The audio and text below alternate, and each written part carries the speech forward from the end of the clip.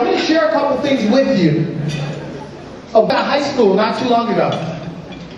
And I did the same thing, just like this. I said, how many of you have some major dreams and goals? And everybody raised their hands. And I went around the auditorium. It was in a basketball gymnasium. I went around the auditorium and I said, what do you want to do? One young lady said, I want to be a sports commentator. I said, you can do that. Another person, I said, what do you want to do? She said, I want to be a professional athlete. I said, you can do that. Another person over here, I said, what do you want to do? He said, I want to be a corrections officer in a prison. I said, you can do that. Next person, young brother sitting right next to him, I said, what do you want to do? He said, I'm going to be in the facility. I said, what are you talking about? He said, I'm going to be in the facility. You asked us what we saw in our minds. I'm telling you what I see in my mind. Now, everyone laughed. But I didn't laugh because I kept looking at him and I wanted to see if he was serious. And he was. But see, I had 45 minutes to give this talk. So I was a little bit disturbed about what he said, but I couldn't lose my focus. I said, you know what, right when we're done, you come down and talk to me after I'm done speaking today. He said, okay. So the entire time as I'm talking and I'm inspiring and I'm motivating, I'm watching him. And when I was done, I remember he came down to the front. There was a podium in the middle.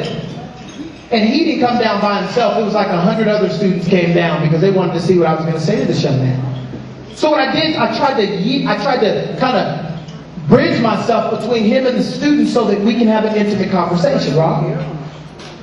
I said, did you mean that?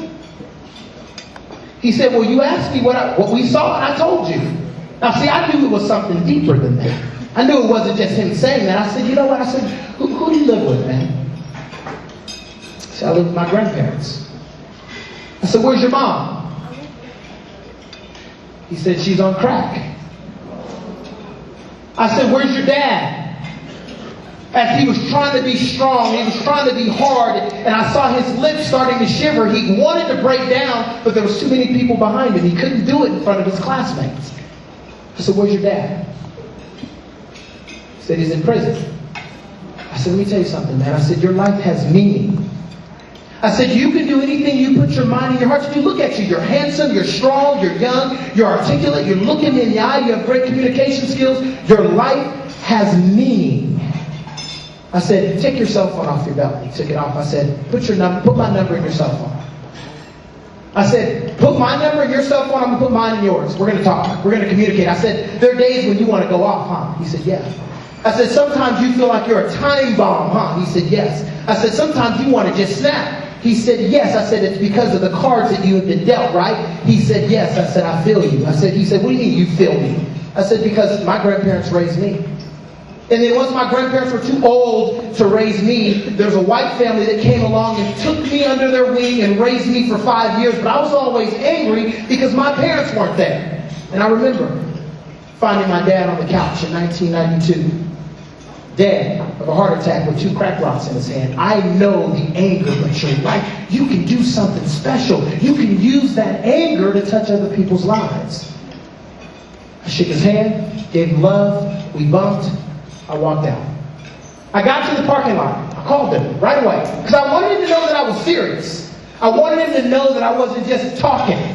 I called him up. I said, hey man, I just talked to you. I'm just giving you a call, leaving you a message to let you know to call me. You can call me anytime you want to call me. Anytime you feel like snapping, call me first if you can.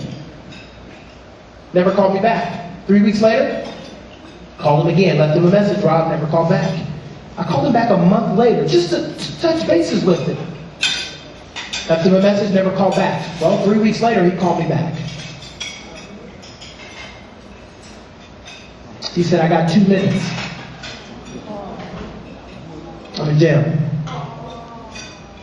See, it wasn't a surprise to me, though. Because my friends, listen to me. Your thoughts have magnetic power. Paris, what you focus on the longest becomes the strongest.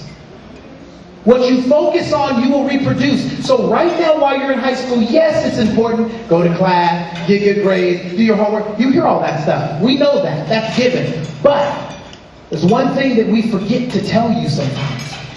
Every single day, focus on the clarity of that picture in your mind. Does that make sense? If that makes sense, say that makes sense. That makes sense.